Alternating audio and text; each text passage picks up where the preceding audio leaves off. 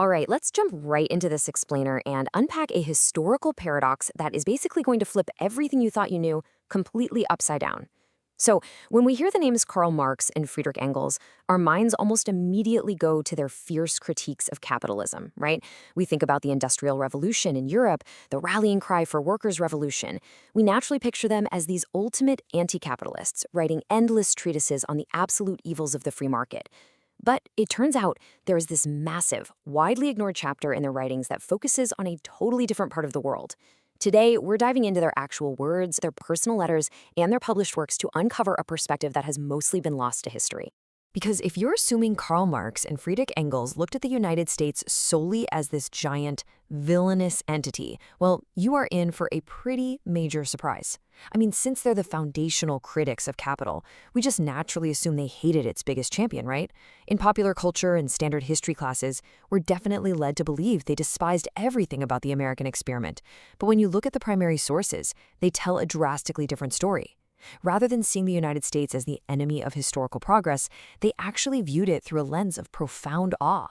The fathers of communism genuinely harbored a deep, profound fascination with America, seeing it as the ultimate, unfiltered engine of modern progress. And this quote right here, it isn't taken out of context at all. It reflects a core pillar of their historical analysis. They actually referred to the United States affectionately as the Great Yankeelandia. They didn't see America as some backward, oppressive regime. Instead, they saw it as a beacon of rapid development that was pushing humanity forward at an unprecedented, almost dizzying speed. So, to understand exactly why they felt this way, we're going to cover 5 key areas. 1, the great capitalist paradox. 2, the perfect modern state. 3, the energetic Yankee spirit. 4, California and world trade. And 5, an accelerating industrial giant. Let's start with section 1, the great capitalist paradox. How exactly does a system built entirely on critiquing capital find its perfect model in the heartland of capitalism? Well, Marx saw the U.S. not as an oppressor, but as what he called greenhouse capitalism. Basically, a dynamic society where bourgeois relations of production could grow with total, absolute freedom. Think about the European continent for a second. To reach the modern era, Europe had to violently rip itself away from centuries of kings, lords, entrenched aristocracies, and rigid serfdom. It literally took hundreds of years of bloody transitions just to shake off that feudal baggage. America, on the other hand, was essentially a blank slate for the modern era. Marx noted that because America lacked all this historical baggage, it provided an incredibly rich, fertile soil where modern economic relations could be imported and just grow at lightning speed. It was basically the purest theoretical model of capitalism coming to life in the real world, completely unobstructed by the ghosts of the Middle Ages. Moving right along to section 2, the perfect modern state. This greenhouse dynamic played out crucially in the political and social structure of the nation. Europe was stagnant, it was chained to its feudal past, while America was this pure, unhindered, cheap state. Marx and Engels were incredibly frustrated by the agonizingly slow progress in places like Germany and England. Ancient laws, monarchies, aristocratic privileges, they were constantly stifling innovation. They looked at Europe's medieval pageantry and bureaucracy and just saw a massive waste of resources. In stark contrast, they looked at the United States and saw a place where the state was entirely subordinate to society.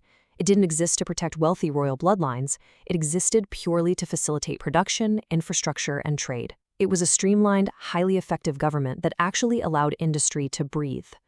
Engels noted that in America, literally anyone could become an independent man producing or trading on his own account, totally free from those old-class antagonisms. He just marveled at the fact that an immigrant could arrive in the United States and, without needing some fancy title or a royal decree, could simply start working the land or building a business. Think about how radical that was at the time, arriving with nothing and just building wealth. This total lack of a permanent hereditary underclass, at least in the free states of the North, made it an incredibly dynamic environment. That boundless independence was structurally baked right into the society. Which brings us to section 3, the energetic Yankee spirit. This structural freedom gave rise to what they deeply admired most, the human element. Marx frequently praised Yankeeland, a term capturing the uniquely energetic spirit of the American people. He had immense respect for Benjamin Franklin, specifically recognizing Franklin's early analytical reduction of exchange value to labor time. Marx absolutely loved Franklin's definition of man as a tool-making animal. To Marx, this perfectly encapsulated the entire American ethos. It was practical, inventive, and entirely focused on mastering the material world to improve production. Americans weren't sitting around debating abstract philosophies in velvet chairs. They were out there rolling up their sleeves and actually building things. To really wrap your head around their awe for this Yankee ingenuity, consider this detail straight from Marx's notes in Capital. In 1860, a single American envelope-making machine could execute all the folding and gumming operations to produce 3,000 envelopes per hour. Before this invention, an envelope had to pass through multiple hands, one worker to fold, one to manually gum, one to stamp. It was a slow, incredibly tedious process. The Americans, driven by a shortage of manual labor and an intense desire for efficiency, simply invented a machine to do the whole shebang in one smooth motion. But, it didn't stop there. By 1862, an American paper bag machine was producing 300 pieces a minute. That is a staggering 18,000 an hour. Engels explicitly pointed out that American inventions were displacing English patents every single day. The sheer speed of this technological advancement proved to them that an environment free from old-world restrictions could unleash human inventive potential on a scale the world had never seen. This hyperproductivity proved to Marx that the Yankees had an unmatched, energetic spirit focused purely on industrial triumph.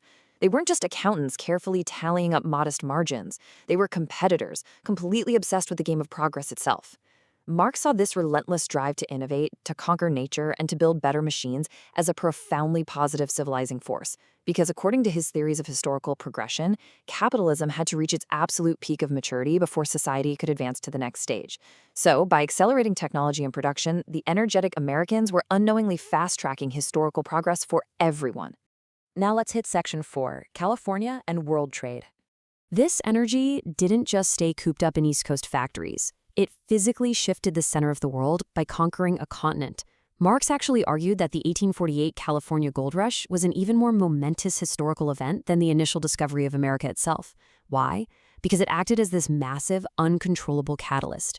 In just 18 months, the lure of gold did what centuries of slow migration couldn't even touch. Think about how staggering that speed is compared to all prior human history. It sparked an absolute frenzy of infrastructure development, roads, canals, and soon transcontinental railroads that connected the Atlantic to the Pacific in the blink of an eye. He observed that the gravitational center of global trade was actively shifting away from Europe, straight to the North American coasts. Just as global dominance had shifted from Mediterranean cities like Tyre in antiquity to Genoa and Venice in the Middle Ages, and then to London and Liverpool in the modern era, Marx and Engels confidently predicted the future belonged to cities like New York and San Francisco. They recognized that the Pacific Ocean was about to become the new grand highway of world commerce, permanently decentering Europe. The energetic Yankees were organizing maritime lines and railroads, basically dragging the entire Pacific coast into global civilization and modern commerce.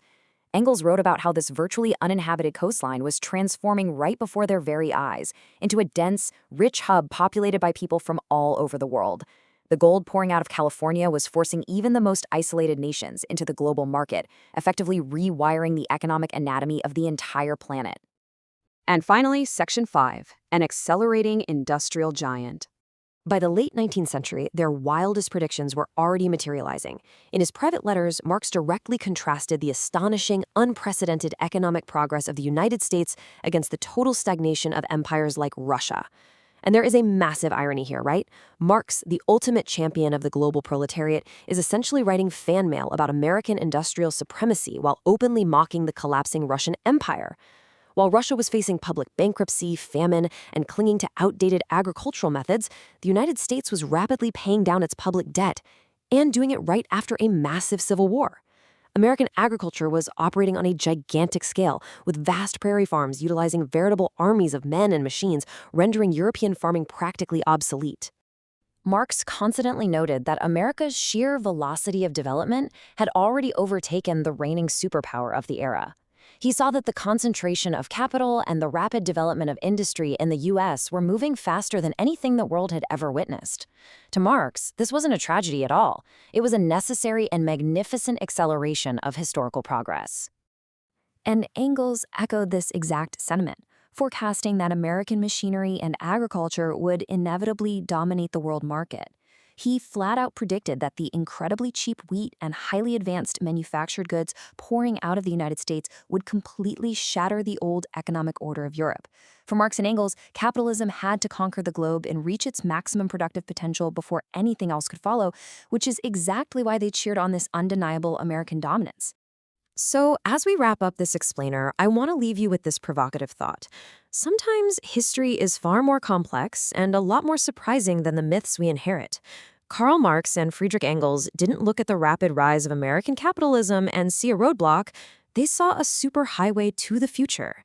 They celebrated its lack of feudal baggage, its relentless Yankee ingenuity, and its raw power to pull the entire globe into a totally new era.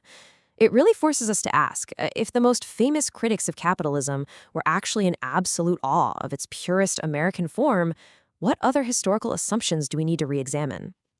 Thank you so much for exploring this fascinating paradox with me.